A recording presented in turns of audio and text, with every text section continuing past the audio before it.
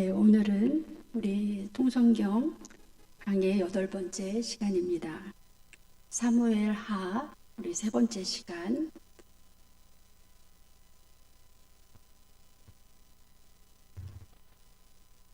네, 사무엘 하는 1장부터 24장까지 있는 그런 말씀인데요. 사무엘 상에서는 사무엘하고 사울의 이야기, 그리고 사무엘 하에서는 다윗이 왕으로 등극하는 3번의 기름 부음을 받아서 왕이 되는 과정, 또 왕이 돼서 어떤 일을 했는지 우리가 지난 시간까지 보셨습니다. 오늘은 11장부터 24장까지 또 열왕기상 1장에서부터 2장까지 말씀을 보시겠습니다. 우리가 우리가 1시간 예배를 드리는 동안에 11장, 11장에서 24장을 본다 하는 것은 굉장히 많이 보는 거잖아요. 그래서 성경을 우리가 마치 나무 하나하나를 보듯이 그렇게 보는 방법이 있고, 우리가 숲을 보듯이 그렇게 보는 방법이 있습니다. 우리가 지금 같이 이렇게 말씀을 전하고 듣는 지금 이 시간에는 산을 갈 때 숲을 바라보는, 그러니까 숲을 보고 숲 속에서 정상을 찾아가는 그런 방법이라고 하겠습니다. 우리가 산을 오르다 보면 가끔씩 이 나무가 참 좋다, 참 이 나무 참 잘생겼네, 그럴 수가 있는데, 우리는 나무 하나하나 한 절 한 절 보기보다는 전체, 그 숲 전체를 보고 정상까지 이 전체의 흐름이 어떻게 흘러가는지 하는 것을 같이 보겠습니다. 오늘 우리 본문이 사무엘하 11장에서 24장, 열왕기상 1장에서 2장까지인데 평행 본문이라고 해서요, 똑같은 내용이 구약에 한 번 더 나옵니다. 역대상에서 또 나옵니다. 그래서 여러분이 우리가 이 시간에는 저기를 다 이렇게 살펴볼 수가 없어서 이렇게 안내만 해드리고, 혹시 집에서 나는 사무엘하 11장에서 24장을 읽고 역대상 17에서 29장을 읽겠다, 아주 좋은 방법이에요. 그렇게 성경을 한번 읽어보시면 내용이 더 정확하게 파악이 될 것 같습니다. 특히 우리가 지금 다윗에 대해서 보시는데요, 다윗은 시편하고 떼어놓을 수가 없어요. 그래서 우리가 사무엘 상하, 역대 상하를 읽으실 때는 간간히 이 시편의 말씀을 같이 보시면서 은혜를 받으시기를 바랍니다. 네, 오늘 내용 우리가 11장부터 24장까지는 5개의 커다란 그런 그 내용으로 보겠습니다. 다윗이 범죄하는, 다윗과 밧세바의 관계, 그래서 우슬초로 나를 정결하게 해주세요 하는 그 부분, 거기를 먼저 보시고요. 그 다음에 2번째는 그 다윗의 집안의 그 쿠데타, 그러니까 자녀들에 의해서 피바람이 부는 그런 이야기 2번째로 보겠습니다. 3번째는 다윗이 굉장히 많은 전쟁에서 엄청나게 대승을 거뒀는데요, 그런 전쟁의 이야기 중에서 다윗의 용사들이 어떻게 전쟁에 임했는지, 다윗의 용사들에 대해서 한번 보겠습니다. 4번째는 다윗이 마지막 24장에서 인구조사를 합니다. 그래서 다윗의 인구조사가 무엇이 문제이고 또 어떻게 해결을 받았는지 보겠습니다. 마지막 열왕기상 1장에서 2장까지는 다윗이 마지막 그의 아들 솔로몬에게 유언을 남기고 이제 하나님 품으로 돌아가는, 그래서 사실상 오늘이 다윗에 대해서 이제 마지막 보는 그런 시간입니다. 우리가 첫 번째 보실 내용은 우슬초로 정결하게 해주세요 하는 우슬초 정결. 네, 제목이 제사장 나라 시민 다윗, 이렇게 제목이 되어 있습니다. 저 제목이 어떻게 저렇게 됐을까 한번 생각을 해보시면서, 우리가 잘 아는 다윗과 밧세바 사건, 네, 그 사건을 한번 같이 보시겠습니다. 충성된 자신의 신하였던 죄 없는 우리아를 죽였던 그런 사건입니다. 우리아의 아내 밧세바를 범하고 다윗이 이 사건을 숨기기 위해서 그녀의 임신 소식을 듣자 우리아를 맹렬한 싸움터로 보내서 자기가 죽인 게 아니라 다른 사람 칼에 의해서 죽도록, 차도사인이라고 하는데요. 그렇게 죽을 수밖에 없는 상황으로 내모는 이제 그런 상황입니다. 성경 본문을 한번 보겠습니다. 다윗이 요압 장군에게 이런 이제 음모를 알리면서 이렇게 우리아를 죽여라 하는 내용입니다. 그 편지에 써서 이르기를 너희가 우리아를 맹렬한 싸움에 앞세워 두고 너희는 뒤로 물러가서 그로 맞아 죽게 하라. 네, 이게 왕이 자기 신하에게 이렇게 죽게 만들었던 이제 그런 사건입니다. 요압 장군이 이제 그 다윗의 명령을 그대로 따라서 그 성을 살펴 용사들이 있는 것을 아는 그곳에 우리아를 뒀습니다. 그래서 우리아가 저 전쟁에서 죽을 수밖에 없는 이제 그런, 그래서 사실 우리아를 죽인 것은 다윗이죠. 그래서 이렇게 우리아를 죽이고 나서 이 사건을 우리가 어떻게 해석을 해야 될 것인가? 자신의 욕망을 채우고 그 죄를 감추고자 자신의 그 왕이라는 권력을 이용해서 죄 없는 우리아 장군을 죽인 사건. 그래서 하나님 보시기에 굉장히 악한 그런 사건입니다. 이 사건이 일어나자 나단 선지자가 이제 그 다윗을 찾아갑니다. 나단 선지자를 하나님이 보내서 다윗의 잘못을 지적을 하는데요. 어떤 방식으로 지적을 했냐면 여러분 잘 아시는 대로 나단 선지자가 다른 이야기를 하죠. 어떤 행인이 그 부자에게 오매 부자가 자기에게 온 행인을 위하여 자기의 양과 소를 잡지 않고 가난한 사람의 양새끼를 빼앗아다가 자기에게 온 사람을 위하여 잡았나이다. 이 사람 굉장히 나쁘죠. 그래서 다윗이 그 이야기를 듣고 굉장히 화가 났습니다. 노하여 나단에게 이르되 여호와의 살아계심을 두고 맹세하노니 이 일을 행한 그 사람은 마땅히 죽을지라. 네, 어떻게 그 가난한 사람의 그런 걸 빼앗을 수 있겠습니까? 그래서 마땅히 죽을지라 이렇게 이제 대답을 합니다. 다윗이. 그랬더니 나단 선지자가 다윗에게 당신이 그 사람이라. 네, 그렇게 당신이 바로 그 사람이다. 이 이야기를 합니다. 이 장면이요 너무 극적이라 여러분이 집에서 이제 찾아보셔도 굉장히 많은 그림이 있어요. 저 그림이 가장 극적이라 제가 저걸 선택했습니다. 어떠십니까?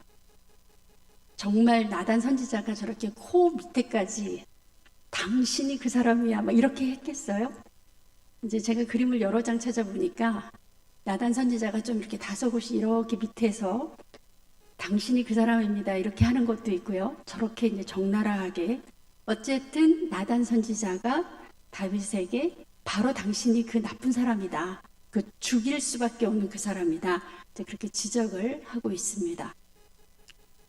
다윗이 이 나단 선지자의 지적을 받고 다윗은 곧바로 자신의 잘못을 인정하고 하나님 앞에 나와서 회개를 합니다. 어떻게 회개를 하냐면 우리 한번 같이 읽어보겠습니다. 다윗이 나단에게 이르되 내가 여호와께 죄를 범하였노라 하매 나단이 다윗에게 말하되 여호와께서도 당신의 죄를 사하셨나니 당신이 죽지 아니하려니와. 네. 나단이 지적을 받고 다윗이 내가 여호와께 범죄했습니다. 이렇게 말을 했습니다. 그러니까 이 나단 선지자가 여호와께서도 당신의 죄를 사해 주셨다. 죄를 사해 주셨다. 그러면서 이제 바로 하는 얘기가 죄를 사해 줬기 때문에 당신이 죽지 아니한다. 이렇게 이야기를 합니다. 그러니까 여기서 말하는 용서, 하나님이 다윗의 죄를 용서하셨다. 사하셨다 했을 때 그 보상이 뭐예요? 죽이지 않은 거예요. 죽이지 않은 거. 여러분, 그 정도면 보상이 좀 이렇게 어떻게 양에 차시나요? 내가 회개를 했는데 하나님이 그래, 너 회개를 내가 듣겠다. 그래, 내가 죄를 사해 주겠다. 그러면서 이제 죽을 수밖에 없는 상황인데, 아까 다윗이 그랬잖아요. 반드시 죽일지니라, 그 나쁜 놈. 근데 하나님이 지금 다윗의 저 회개를 듣고 죽지 않는다고 하나님이 목숨은 살려주셨어요. 우리가 이 사건 지금 전말을 다 보셨습니다. 여러분이 너무 잘 아시는 사건이기 때문에 자세하게는 안 들어갔는데요. 왜 이 사건이 문제가 되는가 하는 것을 우리가 한번 생각을 해봐야 되겠습니다. 우리 청소년부에서 성경을 읽을 때 성경이 좀 우스워 보일 때가 있어요. 아이들 말로 이러니까 내가 성경을 못 읽어, 아니면 내가 성경을 못 믿어 라고 하는 부분이 바로 이 사건입니다. 아이들은 이미 세상의 왕이 얼마나 나쁜 짓을 많이 하는지를 너무나 많이 TV에서 여러 매체에서 영화에서 너무나 많이 봤기 때문에 성경을 읽으면서 이 사건을 볼 때도 다윗이 뭐 할 수 있다? 그럴 수 있다. 왜냐하면은 다윗은 왕이니까. 이렇게 아이들이 성경을 읽더라고요. 그런데 그러니까 일반적인 성경을 잘 모르는 이제 그런 사람들이 오히려 성경을 볼 때 다윗이 했던 이 사건, 다윗이 자기의 그 부하를 죽였고 부하의 아내를 범했고 했던 이 사건을 오히려 그냥 왕이니까 그럴 수 있어라고 대수롭지 않게 생각을 오히려 하는 이제 그런 상황인데, 성경 안에서는 그렇지가 않습니다. 굉장한, 다윗이 정말 죽을 죄를 지은 그런 사람이라고 성경은 말을 하고 있어요. 왜 그럴까? 왜 세상의 시각하고 성경 안에서 우리에게 주는 이 시각이 다를까 하는 것입니다. 왜냐하면 이스라엘이 제사장 나라이기 때문에 그래요. 그러니까 왕이 다스리는 나라에서 그런 예는 역사상 무수히 많이 보았기 때문에 그냥 왕이라고 생각하면 별로 문제가 되지 않는데, 다윗은 제사장 나라의 법에 따라, 그러니까 기준이 다르다는 거죠. 세상 법으로 볼 때는 그럴 수 있는데, 제사장 나라 법이라는 것은 성경에서 말하는 법, 모세를 통해서 하나님이 주셨던 그 법의 정신에 따라서 보면 자기는 분명히 죄인이라는 겁니다. 그러니까 기준이 다르다는 거죠. 그래서 다윗이 이 사건을 범하고 나서 하나님한테 우슬초로 자기의 죄를 씻어달라고 그렇게 다윗이 아주 간절하게 그렇게 기도하는 것을 볼 수가 있습니다. 다윗의 회개는 왕으로서 회개하는 게 아니고 그냥 한 사람으로, 하나님과 나와의 관계에서 그냥 한 사람으로 다윗이 하나님 앞에 서 있는 것을 볼 수가 있습니다. 그 말을 우리가 거룩한 시민이라고 그렇게 말을 했는데요. 우리 계속 제사장 나라, 거룩한 시민, 하나님이 만들고 싶어 했던 나라. 그러니까 다윗은 하나님 앞에 섰을 때 내가 왕입니다. 내가 왕이기 때문에 그럴 수 있습니다. 그런 게 아니고 나는 그냥 한 사람으로서 하나님 앞에 섰을 때 이게 문제가 됩니다. 라고 그렇게 고백을 하는 것을 볼 수가 있습니다. 그러니까 다윗이 무릎을 꿇었던 것은 하나님 나라의 법 앞에 하나님이 살라고 했던 방법대로 살지 않은 것 때문에 하나님 보시기에 악을 행한 것이라고 다윗이 고백을 했다는 거죠. 우리가 또 하나 사건은 여기 밧세바라고 하는 우리아의 아내가 나옵니다. 이 밧세바를 우리가 어떻게 볼 것인가, 이 말은 성경을 어떻게 해석할 건가 하고 같이 연결이 돼요. 우리가 전통적으로 밧세바를 보는 관점이 두 가지가 있는데, 하나는 밧세바라고 하는 이 여성은 천하의 요부다. 그래서 다윗까지도 유혹해서 죄를 짓게 했던 그런 여성이다. 이렇게 보는 입장에서는 다윗을 좀 옹호해 주고 싶은 거예요. 다윗은 원래 그런 사람이 아닌데 다윗이 이 천하의 요부를 만나서 어쩔 수 없이 다윗이 그렇게 죄를 지은 거야. 그러니까 다윗의 잘못을 어떻게든지 좀 만회해 보고 싶은 이제 그런 우리의 마음 속에서 이제 밧세바를 천하의 요부, 네, 이렇게 보는 시각이 있고요. 또 하나는 운명에 순응한 그런 어떤 숙명의 한 여인으로 어쩔 수 없었다. 밧세바가 처한 그 상황은 밧세바가 저항할 수 없는 그런 상황이었다. 이렇게 보는 시각입니다. 여러분은 어떤 식으로 이제 성경 말씀을 읽어 오셨는지 같이 한번 보겠습니다. 사건의 발단, 우리가 지금 보셨던 이 다윗과 밧세바 사건, 이 사건의 발단이 사무엘하 11장에 보면 이렇게 나와 있습니다. 그 해가 돌아와 왕들이 출전할 때가 되매, 우리가 이제 이 성경을 읽을 때 왕들이 출전할 때 좀 이상하잖아요. 저 표현이 이상합니다.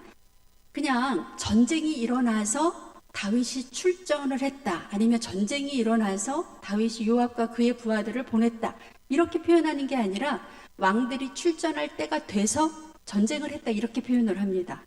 저게 무슨 그 당시의 배경, 문화적인 배경이 있냐면, 고대로 올라갈수록 전쟁을 아무 때나 하지 않았습니다. 만약에 농번기에 전쟁을 했다고 해보세요. 그러면 상대방 군대도, 옛날 군인들은 다 뭐였어요? 군인이면서 동시에 농부였잖아요.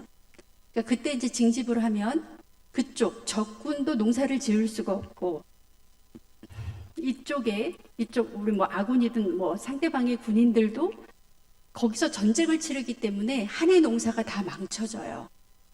그리고 옛날에 전쟁터는 다 평야지대에서 전쟁을 했기 때문에 우리가 말하는 그냥 밭에서, 넓은 우리 뭐 평야지대에서 전쟁을 했기 때문에 불문율이 있습니다. 언제 전쟁을 하냐면 다 추수하고 나서. 그래서 왕들이 출전할 때, 주로 농한기 때 전쟁이 자주 벌어지는 걸 볼 수가 있습니다. 그래서 그런 농한기 때 다윗이 전쟁을 치르는데 요압과, 보세요, 요압과 그에게 있는 그의 부하들과 온 이스라엘 군대를 보냈습니다. 전쟁터로. 그리고 그들이 암몬 자손을 멸하고, 또 누구랑 지금 전쟁하고 있어요? 암몬하고 전쟁을 하고 있습니다. 라빠를 에워쌌고, 라빠라는 곳을 이렇게 에워쌌는데, 성경의 표현이 굉장히 묘합니다. 다윗은 예루살렘에 그대로 있더라. 이게 뭐예요?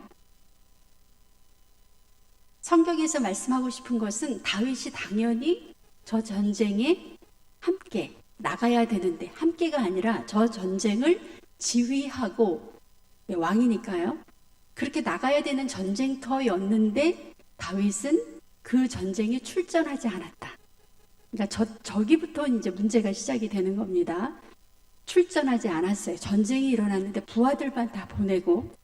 그러니까 예루살렘 성은 지금 남자들은 어떻게 돼 있을까요?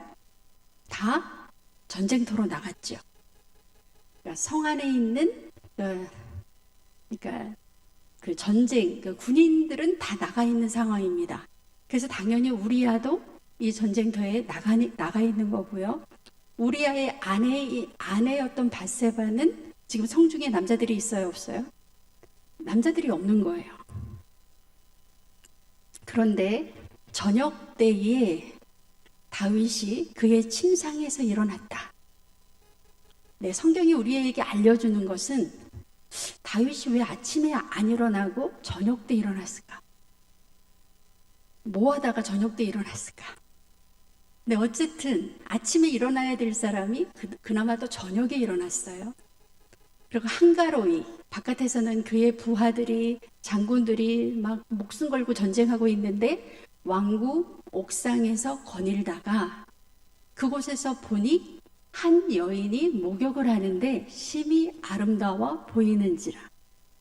네, 목욕을 한 여인이 문제인지, 그 자리에 있어서는 안 되는 사람이 그 자리에 있었던 것이 문제인지 하는 것을 우리에게 성경은 읽으라고 일부러 저렇게 사무엘하 11장 1절과 2절에서 아주 자세하게 배경 설명을 해주고 있습니다. 그래서 우리가 이제 목욕하던 공간이었던 바로 그 옥상, 지붕, 거기에 대해서 한번 성경에 나와 있는 구절들을 이렇게 찾아봤는데, 이스라엘의 집의 구조를 보면은요, 우리나라 지붕은 뾰족 지붕입니다. 지붕 위에서 할 수 있는 일이 없어요. 근데 이스라엘은 아래가 너무나 덥고, 네, 아래에서 뭘 할 수가 없기 때문에 1층은 보통 동물을 이렇게 뭐라 그러죠? 동물을 기르는 마구간이라든지 이제 그런 게 보통 1층에 있고, 2층에서부터 생활 공간이에요. 근데 성경에 뭐라고 나와 있냐면, 사무엘 하에 보시면 사무엘과 사울이 처음 만났던 장면인데, 사무엘과 사울이 함께 지붕에서 담화를 나눴다. 지붕 위에서 아주 요긴한 이야기를 서로. 여기가 무슨 장소예요? 우리 말하는 차 마시는 공간. 네, 같이 아주 중요한 이야기를 할 수 있는 또 아주 개인 뭐라 그러죠? 아주 사적인 공간인 것을 알 수가 있습니다. 또 사무엘이 지붕에서 사울을 불러 이르되 이제 그 다음날 아침에 일어나라. 그러니까 사울은 어디서 잤어요 지금? 지붕에서 잤어요. 그러니까 여러분 저 표현을 보시면 아니 사람이 방 놔두고 지붕 위에서 자나. 그러니까 저기서 말하는 지붕은 우리나라 지붕이 아닙니다. 그러니까 이렇게 위가 뚫려 있긴 하지만 네, 아주 사적인 거기서 잠도 자고 이렇게 좋은 사람하고 이야기도 나누고 하는 그런 곳이거든요. 또 성경에 예레미야서에 보면 저 지붕 위에서 어떤 일을 했냐면 예루살렘의 집들과 유다 왕들의 집들이 그 집 위에서 하늘의 만상에 분향했다. 이건 잘못했다는 얘기를 하는 거예요. 또 31장 29절에 성과 및 곧 그 지붕에서 바알에게 분향하며 다른 신들에게 전제를 드렸다. 그러니까 지붕이라는 공간이 우리가 생각하는 그런 뾰족 지붕이 아니기 때문에 거기에서 뭐든지 개인적인 어떤 일을 할 수 있는, 하다못해 거기에 그 제단을 차려놓고 다른 이방신을 섬길 수도 있는 그런 공간, 그러니까 개인적이고 사적인 공간이기 때문에 여기서 얼마든지 목욕을 할 수 있다 하는 이야기입니다. 그래서 보시면 다윗의 입장에서 그린 다윗과 밧세바라고 하는 저 주제의 그림을 보시면 저 그림은 다윗의 입장에서 그린 그림이에요. 저기서 밧세바 찾아보세요. 있긴 있거든요. 근데 거의 안 보여요. 그러니까 밧세바가 중요한 게 아니라 지금 다윗이 저렇게 흐트러져 있는 모습. 저녁 때 일어나서 옥상을 그냥 한가롭게 거닐었다. 아마 저렇게 왕의 옷도 저렇게 흐트러져 있고 저러지 않았을까 하고 이제 저런 그림을 그렸습니다. 그런데 많은 화가들은 밧세바가 유혹하는 여자다라는 입장에서 그림을 그렸어요. 중세 근대까지도 유혹하는 밧세바 입장에서 그린 그림입니다. 그림을 딱 보시면 다윗은 어디 있어요? 저 위에 거의 보이지도 않아요. 다윗이 중요한 게 아니라 지금 얼마나 이 밧세바가 이렇게 막 현란하게 유혹을 했나, 이제 그런 상상을 하면서 그린 그런 그림입니다. 목욕을 저렇게 하나요? 너무나 많아요. 저런 그림은. 유혹하는 밧세바 입장에서 그린 그림. 저 그림 보세요. 막 이렇게 육감적이고 굉장히 풍만하고 막 저 여인을 보면 빠져들 수밖에 없는 뭐 그런 식의 어떤 이미지를 주기 위해서 굉장히 노력을 했던 그런 그림이라고 하겠습니다. 밧세바는 전혀 중요하지 않은데 그림을 꼭 저런 식으로 이제 그려왔던 것을 우리가 볼 수가 있습니다.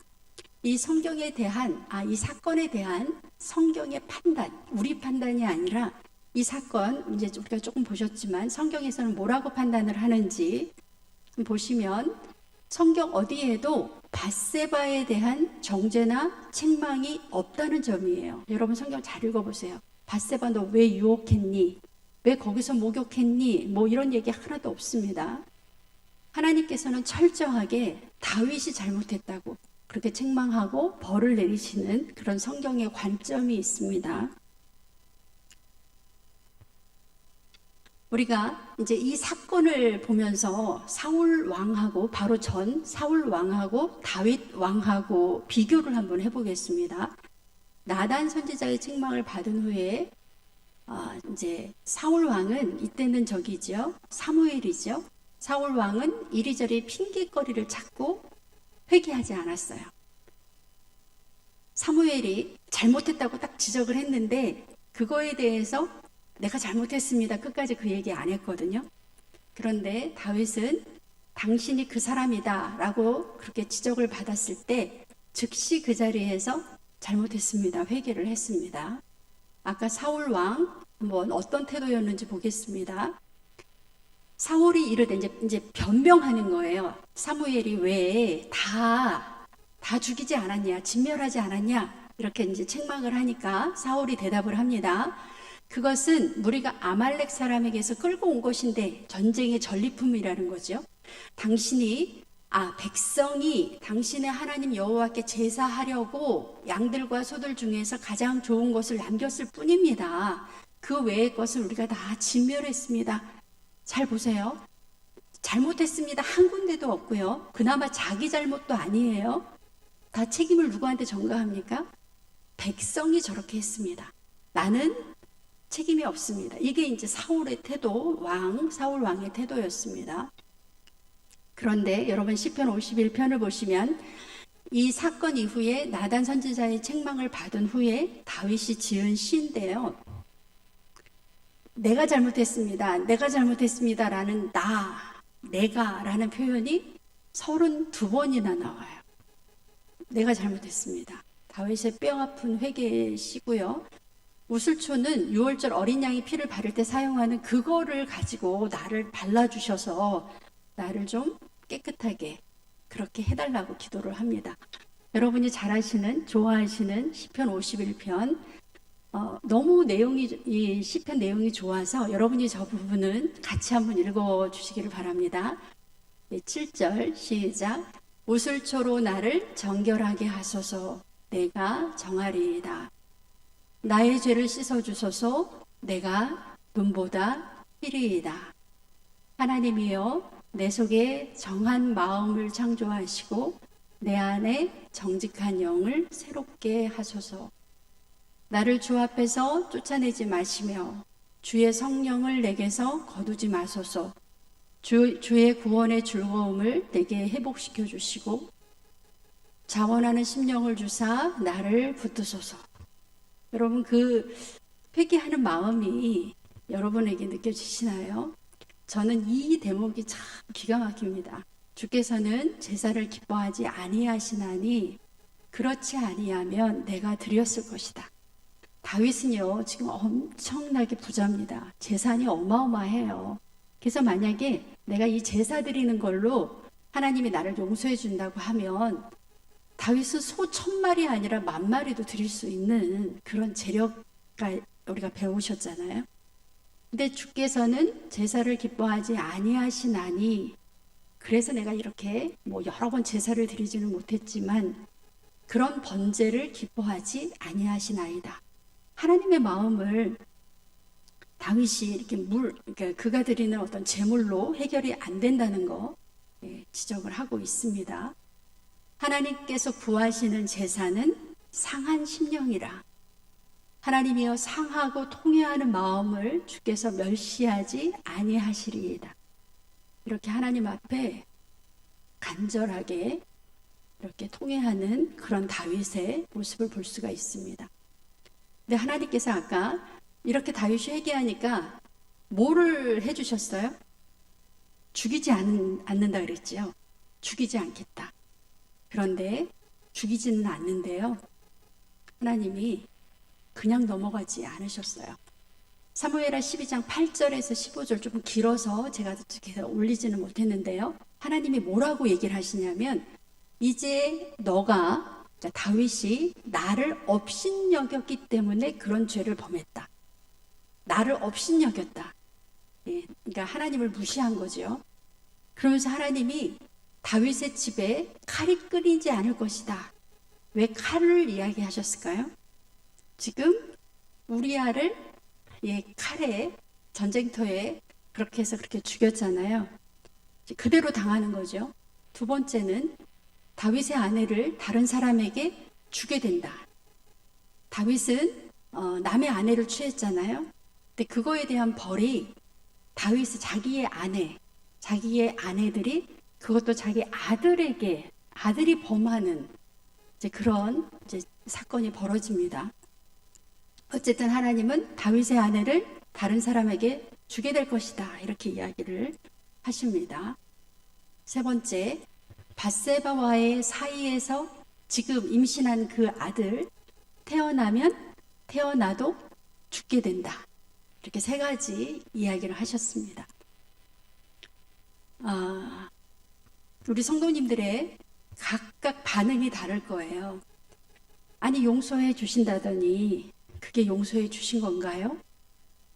이런 반응이 있을 수 있고, 아니면 그래, 맞아. 용서는 용서고, 또 하나님이 그 죄에 대한 벌은 벌이지. 여러분 생각은 어떠십니까? 하나님께서 다윗에게 저렇게 아주 가혹한 그런 죄에 대한 어떤 대가를 치르도록 그렇게 하셨습니다. 그런데 문제는 저 죄에 대한 대가가 저런 행동을 했을 때 다윗이 그 장군의, 그러니까 남의 그 아내를 그런 식으로 취했을 때 그것을 가장 적나라하게 옆에서 봤던 사람이 누군가요? 바로 그 집안 사람들이, 자녀들이잖아요. 그러니까 그가 뿌린 그 씨앗이 어디에 떨어지냐 하면 자녀의 마음속에 그 씨앗이 떨어지는 것을 볼 수가 있습니다. 그래서 저 모든 저런 그 하나님의 그 벌이 자녀들에게 다 일어나는 것을 볼 수가 있습니다. 그래서 그 유명한, 여러분이 보시면서 너무 가슴 아픈 그의 아들 압살롬이 아버지를 향해서 쿠데타를 일으키는 이제 그런 사건이 바로 벌어집니다. 이 사건은요, 13장부터 20장 굉장히 긴데요. 그냥 간단하게 압살롬 아들이죠. 다윗의 아들입니다. 이 사건이 어떻게 전개되냐면 다윗의 큰아들 암논이 배다른 누이 다말을 범합니다. 그러니까 이제 배다른 그 엄마 밑에서 난 아들들이죠. 그러고 나니까 그의 아들, 그러니까 다말과 이렇게 어머니가 같았던 압살롬이 그런 암논, 자기 이제 배다른 형에게 복수를 합니다. 죽였다는 거예요.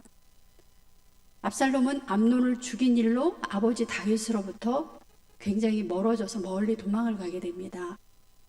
그러니까 이제 왕이 될 수 있는 확률이 점점 멀어지는 거잖아요. 그러니까 압살롬이 이제 정상적인 방법으로는 왕이 될 수가 없다 생각을 해서 어떤 일을 꾸미냐면 자신이 왕이 되기 위해서 아버지에게 반역을 일으키는 반란을 일으켰습니다. 그래서 이 다윗은 아들이 자기를 향해 칼을 겨누는 정말 살면서 당하면 안 되는, 당할 수도 없는 그런 기가 막힌 상황을 하면서 예루살렘에 있을 수가 없었어요. 그래서 예루살렘을 버리고 도망을 갑니다. 얼마나 신세가 처량한지 알 수가 없습니다. 그런데 이 압살롬의 쿠데타가 결국 실패하게 되고 압살롬은 그 쿠데타 과정에서 죽게 됩니다. 그래서 다시 다윗이 예루살렘으로 복귀해서 다시 이제 그 왕위를 이어가는 이 사건을 두고 우리는 압살롬의 반란이다 이렇게 이야기를 하는데요. 이 비극의 씨앗은 바로 압살롬은 여동생 복수를 위해서 아주 치밀하게 계획을 해서 그 배다른 형제를 죽였고요. 이러한 형제끼리의 칼부림의 비극, 그러니까 아무리 배다른 형제지만 자기 그 아들들끼리 지금 이러고 있는 거잖아요. 이것은 바로 다윗이 뿌린 죄의 씨앗이 그 자녀들에게서 이렇게 거둬들이는 것을 볼 수가 있습니다. 그러니까 성경에서 심은 대로 거둔다. 특별히 우리가 하는 행동, 말, 이것은 자녀들에게 그대로 보여지고 또 자녀들이 그것을 보면서 자기도 모르게 쇠뇌되는 그래서 부모가 잘못한 어떤 행동이나 말이나 이런 것은 꼭 자녀들에게서 그대로 그거보다 더 훨씬 심하게, 나쁘게, 악하게 그렇게 열매를 맺는 것을 볼 수가 있습니다. 다윗의 용사들의 이야기가 우리가 여기를 사무엘하 뒷부분을 읽다 보면 굉장히 좀 뭐랄까요? 저렇게 자세하게 쓸 필요가 있었을까? 할 정도로 자세하게 다윗의 부하들, 신하들 뭐 이야기가 나옵니다. 근데 그거 나오기 전에 여러분 사무엘하 22장을 보시면 시편 18편하고 내용이 완전히 똑같아요. 절수 하나 틀리지 않고 똑같거든요. 그래서 가끔씩 이런 성경 안에 시편을 따로 모아놓긴 했지만 그 시편의 이야기가 그대로 이제 역사서에 이렇게 기록이 되어 있는 것을 볼 수가 있습니다. 다윗의 승전가 여러분이 보시고요. 다윗의 용사들, 다윗이 자랑하고 싶은 자기랑 같이 운명을 같이 했던 생사를 같이 했던 그 신하들 얼마나 용맹했냐면 블레셋의 거인들을 죽였던 자기의 용사들, 신하들의 이야기를 합니다. 그런데 이 이야기가 사무엘 하에서도 나오고 역대상에서도 똑같이 나와요. 이게 중요하다는 이야기고 반복해서 나온다는 이야기입니다. 그러니까 얼마나 이 자기의 그 부하들을 자기의 그 휘하의 장군들을 자랑하고 싶었으면 저렇게 어디 한 군데 이렇게 빼놓지 않고 그 다음에 다윗의 용사들을 해서요 무려 23장 8절에서 39절까지 굉장히 자세하게 누구는 어떤 일을 했고 누구는 어떤 일을 했고 뭐 이렇게 쭉 기록을 해주고 있습니다. 이거 역시 역대상에 가시면 똑같은 내용이 또 나와요. 그래서 여러분이 이 중에서 한 사건, 베들레헴 우물 사건이라고 하는 사건이 있는데 이 사건 이야기는 조금 자세하게 기록이 돼 있어서 잠깐 보겠습니다. 내용을 보면 베들레헴 우물 사건이 뭐냐면 전쟁 중에 다윗이 너무 목이 말라서 베들레헴 성문 곁에 있는 그 우물의 물을 누가 나한테 좀 마시게 할 수 없냐고 이제 그 부하들에게 이야기를 한 거예요. 근데 지금 전쟁 중입니다. 그러니까 이 이야기를 들은 3명의 용사가 블레셋 사람의 진영을 돌파하고 지나가서 그러니까 적군을 뚫고 지나가서 베들레헴 성문 곁에 있는 우물에 가서 물을 길어가지고 다윗에게 가져왔다는 거예요. 여러분 눈물 나시죠?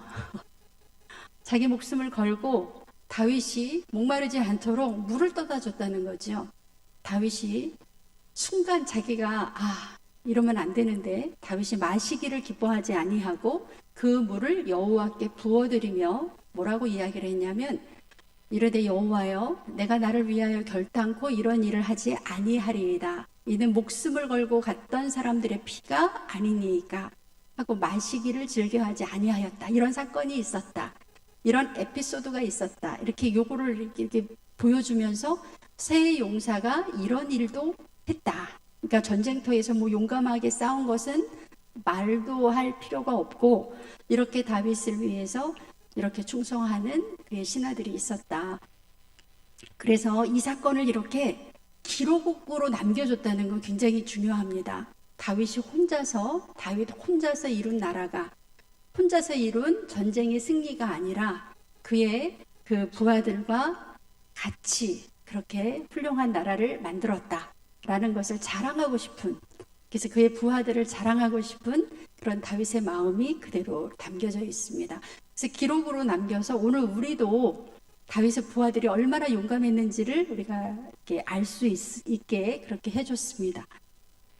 네, 다윗의 말 한마디, 용사들이 적진까지 들어가는 위험을 감수하면서 얼마나 충성된 사람들인지를 우리에게 자랑해주는 그래서 우리가 이제 교회는 교회 아니면 무슨 어느 그 집단 어느 사회에서도 이렇게 서로 호흡이 잘 맞으면 서로 이렇게 아껴주고 서로를 위해서 목숨처럼 이렇게 아껴주면 정말 전쟁에서 이기는 것뿐만 아니라 어떤 일도 할 수 있지요. 그래서 다윗이 그의 부하들의 그런 충성심을 저렇게 자랑을 하고 있습니다.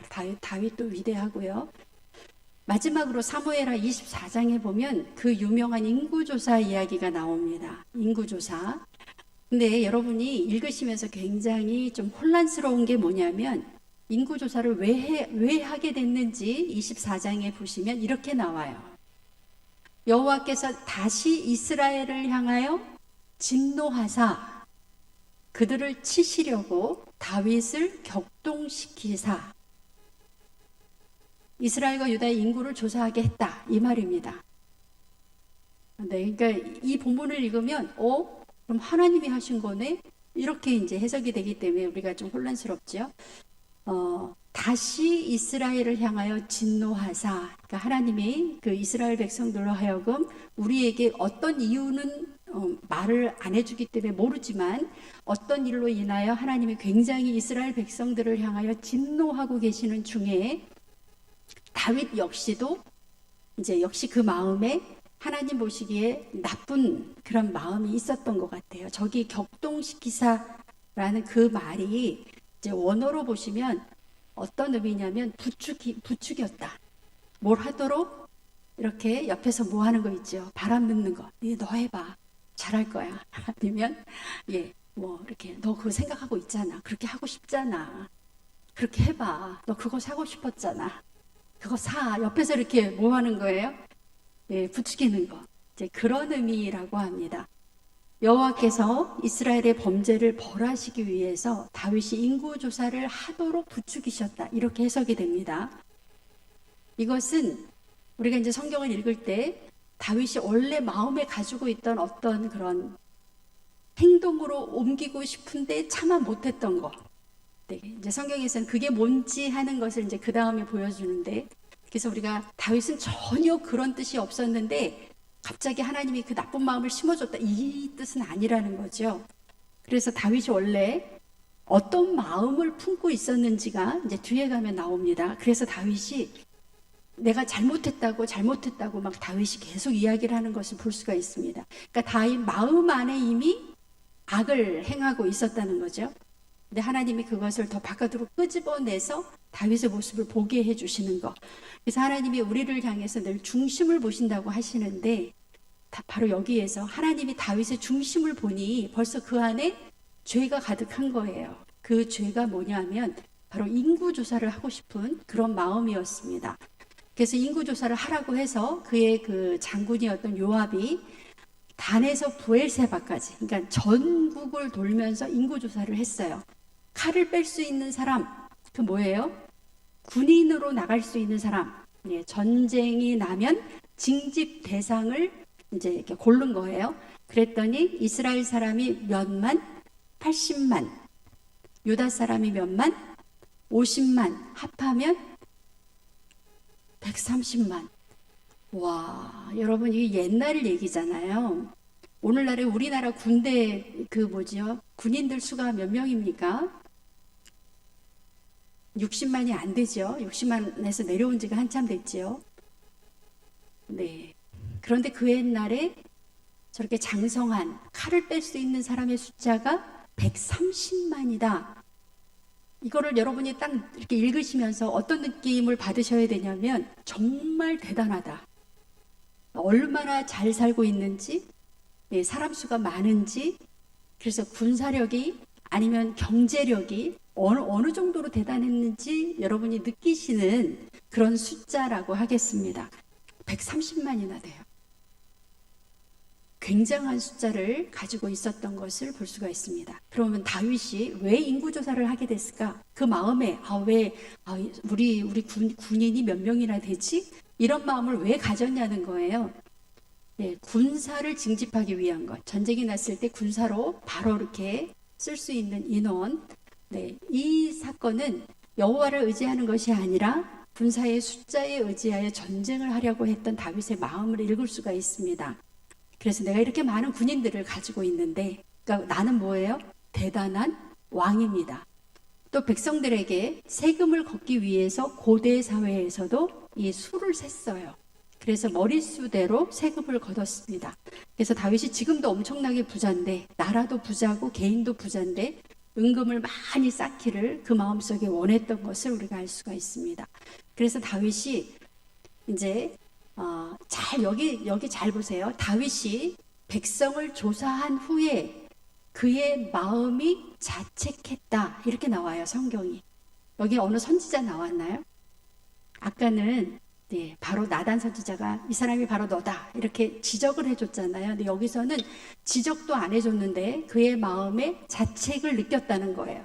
그러니까 나쁜 마음이, 그에게 어떤 개인 사적인 마음이 있었기 때문에 조사를 하고 나서 어떤 상황이 조사 잘했다 이게 아니라 하자마자 내가 잘못했구나, 자기 마음이 들켜버린 거예요. 그래서 다윗이 여호와께 아뢰되 내가 이 일을 행함으로 큰 죄를 범하였나이다. 하나님을 의지하지 않았습니다. 내가 이 사람들을 보고 이 숫자를 보고 그런 자기의 마음이 큰 죄를 범하였습니다. 이렇게 말을 하고 있습니다. 여호와여 이제 간구하옵나니 종의 죄를 사하여 주옵소서. 내가 심히 미련하게 행하였나이다. 이렇게 하나님 앞에 이제 자책하는 마음으로 하나님 앞에 회개를 합니다. 여러분, 저기에서 제가 종의 죄의 빨간색으로, 요즘은 우리가 종이 없는 사회에 살다 보니 뭐 종이라고 하든 주인이라고 하든 뭐 우리는 별 느낌이 없어요. 그래서 사실은 성경을 읽을 때도 저런 단어가 나와도 별로 이게 이렇게 날카롭게 우리 마음속에 종이라니 이러지 않습니다. 왜냐하면 우리는 종이 있는 사회를 그 사회에서 안 살기 때문에 종이라는 신분이 얼마나 정말 비참하고 어려운 그런 상황인지를 알 수가 없는데, 다윗은 자기를 가리켜서 종이라고 표현을 하고 있어요. 자기는 지금 뭐예요? 한 나라의 왕인데 하나님 앞에서 자기를 종이라고 표현하는, 그래서 인간 다윗의 가장 월등한 모습은 하나님 앞에서 자기를 종이라고 생각하는, 그래서 성경 여러 곳에 특히 시편을 보시면 종이라고, 하나님의 종이라고 계속 이야기를 합니다. 종이라는 것은 명령에 따라 움직이는 사람이에요. 그러니까 내가 종입니다라는 고백을 하는 순간 누구의 명령을 받겠다는 거죠? 하나님의 명령을 받겠다는 이야기입니다. 근데 내가 왕으로 있는 순간 이 군주국가에서 나라를 다스리는 우두머리입니다. 누구의 명령도 받지 않을 수 있는, 받을 필요가 없는, 그래서 다윗의 정체성은 하나님 앞에서 자기를 종이라고 생각하는 것, 하나님의 종입니다 라고 하는 저 표현이 굉장한 자기를 표현하는 그런 표현이라고 하겠습니다. 그런데 하나님께서 갓 선지자를 또 보내세요. 회개를 했는데도, 다윗이 이렇게 하나님 잘못했습니다, 회개를 했는데도 이 벌을 받는 모습이 아까 앞에 밧세바 사건하고 동일합니다. 하나님께서 이 다윗의 인구조사를 한 다윗의 잘못을 용서하시긴 하셨어요. 그래서 다윗을 왕의 자리에서 이렇게 끌어내리거나 뭐 당장 죽게 하거나 이렇게 하지 않으셨어요. 그런데 그 잘못은 그냥 넘어가는 게 아니고요. 회개에 합당한 벌 3가지를 내가 줄 테니 이 중에 하나를 골라라, 이렇게 말씀을 하십니다. 이스라엘 땅에 3년 동안 기근이 오는 것, 아니면 너가 석 달 동안 왕위에서 쫓겨나서 다른 데 가 있든지, 아니면 3일 동안 이스라엘에 전염병이 돌아서 백성들이 죽게 되든지, 이 중에 하나를 고르라는 거예요. 여러분 같으시면 뭘 고르시겠어요? 네, 회개와 죄의 용서가 징계의 면제를 뜻하지 않습니다. 회개하면 아무 대가도 치를 필요가 없다. 우리가 이제 우리 현대 기독교인들 사이에서 이제 그런, 어떻게 내가 회개만 하면 되지. 근데 성경은 그렇게 얘기하고 있지 않습니다. 네, 형식적인 회개로 이끌 수가 있는데, 다윗은 이 3가지 재앙 중에 하나를 고르라고 하니까 어느 거든지 이 3가지 중에서 고를 수 있는 게 없어요. 그러니까 어떻게 해야 되겠어요? 하나님 용서해 주세요라는 단어밖에는, 그치요? 하나님 용서해 주세요. 그 말이 뭐냐면 하나님의 긍휼을 구하는, 하나님 나는 이 3가지 어느 것도 선택을 할 수가 없는데 하나님 제발 불쌍히 여겨주세요. 하나님의 긍휼, 하나님이 불쌍히 여겨주시면 살겠습니다. 이렇게 대답을 합니다. 하나님 불쌍히 이게 우리가 말한 요즘 하나님 불쌍히 여겨주세요, 하나님 잘못했습니다, 우리는 뭐 할 말이 없습니다, 이런 얘기잖아요. 그래서 하나님이 그 다윗의 하나님 불쌍히 여겨주세요, 이 말을 들으면서 이제 재앙이 시작이 됐어요. 하나님의 3번째 재앙을 벌하셔서 전염병이 도는 거예요. 그런데 이 전염병이 도는 순간 7만 명의 백성이 죽었습니다. 근데 이제 이 전염병이 예루살렘까지 이렇게 오는 상황이에요. 그거를 보고 있는 하나님이 가슴이 찢어지잖아요.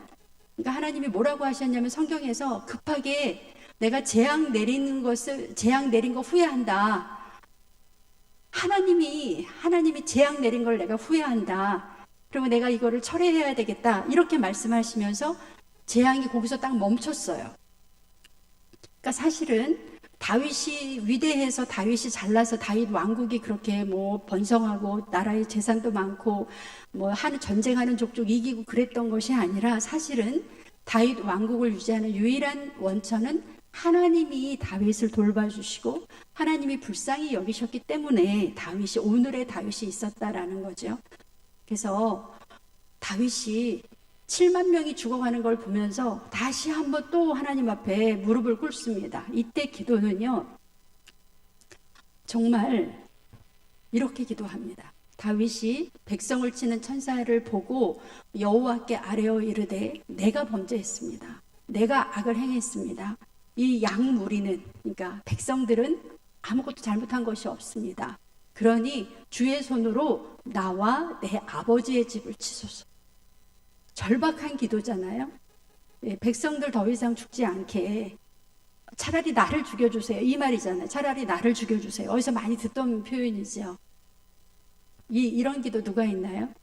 모세가 있잖아요. 모세가 그 금송아지 사건 있은 다음에 하나님께서 이스라엘 백성을 다 이렇게 진멸하려고 할 때 나를 생명책에서 지워달라고, 이 백성 살려달라고 막 이렇게 하잖아요. 그래서 다윗이 드디어 그 잠시라도 교만했던 절대 군주, 일반 세상 사람들이 말하는 그런 왕의 모습에서 회개하면서 나는 이스라엘 백성들의 목자지 내가 절대 군주 군림하는 사람이 아니다라는 것을 깨닫게 됩니다. 그래서 다윗이 오르난의 타작마당에서 얼른 제단을 쌓고 번제와 화목제를 드려요. 하나님께서 이 기도를 받으시고 여기에서 그 재앙을 멈추십니다. 철회하십니다. 그래서 나중에 여기가 솔로몬의 성전 건축 자리가 되잖아요. 우리가 이제 이 다윗의 인구조사를 보다 보면 이런 또 생각이 들어요. 앞에서 민수기에서는 하나님이 2번의 인구조사를 하라고 했는데 다윗의 이 인구조사하고 뭐가 다르지 하는 이야기입니다. 그런데 민수기 1장, 민수기 26장에서의 인구조사의 의미는 하나님에서 출애굽하기 전에 인구하고 출애굽 이후의 인구 수가 달라졌나 달라지지 않았나를 알아보기 위해서. 근데 달라졌나요? 달라지지 않았잖아요. 하나님께서 눈동자, 낮에는 구름기둥, 밤에는 불기둥으로 이스라엘 민족을 이끌었다고 하는 것을 보여주기 위해서 인구조사 하라고 했어요. 두 번째, 민수기 26장에서는 40년의 광야 생활 동안 얼마나 많은 사람이 죽었습니까? 불순종해서. 근데 하나님이 인구조사 해보라 그래요. 해봤더니 인구가 줄었나요? 안 줄었어요. 이거 역시 하나님이 얼마나 이스라엘 민족을 눈동자와 같이 지켜주시는가 하는 것을 확인하기 위해서 일부러 하라고 하신 내용인데, 저거하고 아까 다윗이 인구조사를 한 거하고는 근본 의도가 완전히 다르다는 것을 알 수가 있습니다. 다윗이 인구조사를 통해서 내가 너무 이제 다윗의 그 정치 후반기 40년 통치 기간 중에서 뒷부분의 이야기를 여러분이 듣고 계시는데 너무 오랫동안 왕으로 있으면서 잠깐 왕의 본질이 무엇인지 잊어버리고 내가 더 큰 권력을 갖고 싶어 했던 다윗의 욕망을 우리가 보게 되고요. 그래서 다윗이 정말 이스라엘의 권력을 가진 분은 하나님이다. 백성의 죽음을 통해서 백성이 왕을 위해 존재하는 게 아니라 왕이 백성을 위해 존재하는 것. 그래서 나를 죽여주세요. 다윗이 이렇게 고백하는 다윗의 모습을 볼 수가 있습니다. 다윗의 유언을 보겠습니다. 다윗이 마지막 죽을 때 이렇게 열왕기상 2장 1절 여러분 보시면 다윗이 죽을 날이 임박함에 그의 아들 솔로몬에게 명령하여 이르되, 이제 유언을 남기는데요. 내가 이제 세상 모든 사람이 가는 길로 가게 되었느니 너는 힘써 대장부가 되라. 근데 어떻게 대장부가 될 수 있느냐 하면은요, 너의 하나님 여호와의 명령을 지켜 그 길로 행하여 그 법률과 계명과 율례와 증거를 모세의 율법에 기록한 대로 지켜라. 그리하면, 하나님의 법을 지키면 내가 무엇을 하든지 어디로 가든지 형통하게 된다. 이렇게 말을 합니다. 두 번째 유언은요, 정치적인 유언이에요. 요압을 조심해라. 네, 지금 시간이 많이 가서 설명이 어려운데요. 어쨌든 바르셀레를 후대하라. 그 다음에 베냐민 사람 시므이를 조심하라. 정치적인 그런 어떤 조언을 해줍니다.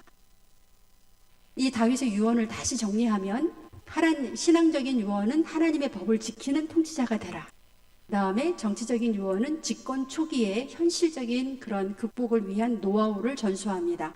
요압과 시므이를 경계하라. 이런 말씀을 남깁니다. 우리는 자녀에게 무엇을 유언으로 남길 것인가? 내가 다윗이라면 그렇게 위대한, 그렇게 큰 나라를 만들 수 있었던 그런 비결이라든지 뭐 남길 거 많잖아요. 그런데 다윗은 목동의 아들로 태어나서 왕이 될 수 있었던 것은 내 능력이 아니라 모세의 율법 때문이었다. 하나님의 말씀을 지키다 보니 다윗 자신의 성공 비결은 모세의 율법을 지켰기 때문이다 라고 자녀에게 이야기한다는 거죠.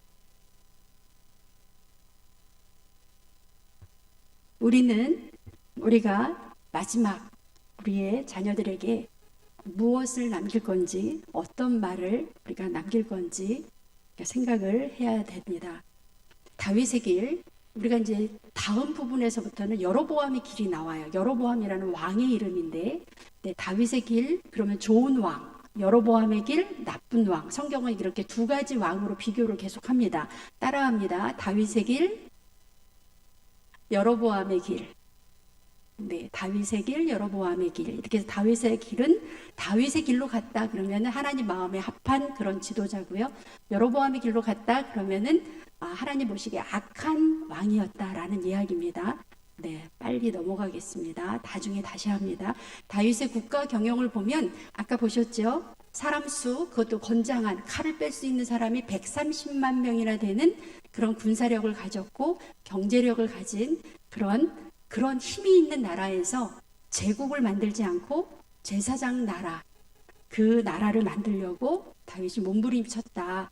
그래서 국가 통치의 기반이 되는 것은 모세의 율법이었다. 자기 자신도 잘못했을 때 모세 율법의 기초에서 자기를 정죄하고 회개하고 하나님 앞에 돌아오는 그런 모습을 볼 수가 있습니다. 우리 마지막 기도, 하나님께서 다윗을 향해 내 종 다윗이라고 이렇게 부르셨어요. 우리도 하나님으로부터 내 종 누구 하나님이 자신의 일을 맡기고 또 하나님이 자랑스러워할 수 있는 그런 사람, 그렇게 불리기를 소망합니다. 하나님께서 언제나 우리를 마음껏 불러 사용하시기를 간절히 기도합니다. 오늘은 시간이 지금 넘어서요. 헌금 기도하고 주기도문으로 예배를 마치겠습니다. 같이 기도합니다. 사랑의 주 하나님 감사합니다. 우리가 인간 다윗, 또 왕으로서의 다윗, 또 하나님 앞에 종으로서의 다윗 여러 모습을 함께 보았습니다. 그가 통치 말년에 잠깐씩 하나님의 법에서 벗어나는 그런 행동을 했습니다. 그러나 성경은 다윗을 우상화하지 않고 다윗을 절대적으로 그렇게 인간이 아닌 것처럼 표현하지 않고 다윗의 잘못을 아주 적나라하게 우리에게 보여주었습니다. 하나님, 우리가 살아가면서도 잘못할 때가 있고 어려울 때가 있습니다. 다윗의 모습을 보면서 하나님, 우리도 하나님 앞에 그렇게 즉각 회개하고 하나님 앞으로 다시 달려나오며 하나님 앞에 하나님 우슬초로 정결하게 해주시옵소서라고 그렇게 기도하는 다윗의 모습을 본받을 수 있도록 인도하여 주시옵소서. 중심을 보시는 주님께서 다윗이 마음속에 품고 있던 그 죄를 적나라하게 드러내도록 부추기셨습니다. 사랑해 주님, 오늘 내가 내 마음속에 어떤 마음을 품고 있는지, 누구를 미워하는지, 어떤 행동을 하고 싶어 하는지 하나님은 아시는 줄로 믿습니다. 아버지 하나님, 내 마음속에서부터 그 죄가 없어질 수 있도록 주님 앞에 기도하며 우리의 마음의 중심을 주님 앞에 드릴 수 있도록 주님 인도하여 주시옵소서. 자기 자녀에게 하나님을 섬겼더니 내가 이렇게 큰 복을 받아노라고, 하나님을 섬기면 하나님께서 나를 그렇게 높여주신다고 다윗이 마지막 유언을 남겼습니다. 하나님, 우리의 자녀들에게 악의 씨앗이 열매 맺지 않도록 주님께서 도와주시고 하나님의 말씀만이 그들에게 심겨질 수 있도록 하나님이 역사하여 주시옵소서. 오늘도 우리를 주의 전으로 불러주셨습니다. 세상의 많은 사람들은 자기 좋아하는 일로 그 그렇게 시간을 보냈지만 하나님, 우리들은 하나님의 말씀을 듣고자 이 자리에 나왔습니다. 오늘 이 다윗의 말과 행동과 다윗의 이 모든 언행이 우리의 마음속에 심겨지게 하셔서 우리가 때로는 본받게 하시고 때로는 본받지 않게 하셔서 하나님, 우리의 삶이 진전이 있게 하시고 하나님 앞에서 하나님이 인정하며 내 종 아무개야 라고 불러주는 그런 하나님의 자녀가 될 수 있도록 도와주시옵소서. 오늘도 하나님 앞에 감사의 제물을 올려드리는 하나님의 사랑하는 자녀들이 있습니다. 사랑의 주님, 그 마음 중심 보시고 하나님을 얼마나 사랑하는지 아시는 줄로 믿사오니 하나님께서 예비하신 큰 축복을 허락하여 주시옵소서. 돌아가는 발걸음 우리 한일교회 모든 성도님들 하나님께서 일일이 축복하시고 하나님께서 함께하여 주셔서 하나님 그 발걸음 가볍게 하시고 돌아가는 그 가정이 천국이 될 수 있도록 하나님 함께하여 주시옵소서. 감사를 드리오며 예수님의 이름으로 기도 올리옵나이다. 아멘. 우리 주기도문으로 예배를 마치겠습니다.